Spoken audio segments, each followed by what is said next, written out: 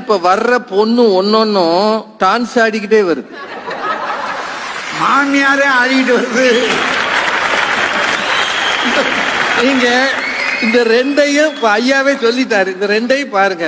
பொண்ணு டான்ஸ் ஆடுது, மாமியார் டான்ஸ் ஆடுது. அப்போ இந்த கணவன் வீட்டார் எப்படி பயந்து கிடப்பாங்க. அவன் ஓரஞ்சாரமா ஒதுக்கி கிடக்கான்.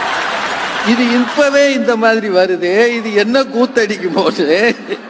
30 வருஷம் முன்னாடி மாப்பிள்ளைகள் கிராக்கியா இருந்தாங்க, கணவனே கண்கண்ட தெய்வம் நாங்க. இன்னைக்கு எதுவும் கிடையாது. அன்னைக்கெல்லாம் எப்படி சொல்லி அனுப்புவாங்க, அவன் அடிச்சாலும் புடிச்சாலும் நீ அமைதியா போ, பூமாதேவி மாதிரி இரு, இனிமே உன் வீடு இது இல்ல அது, எப்பயாச்சும் வந்தீங்கன்னா மாப்பிள்ளையோட வா, இப்படி சொன்னாங்களா இல்லையா? ஆனா இன்னைக்கு பொங்கி எழு, பொங்கி பொங்கி எழு,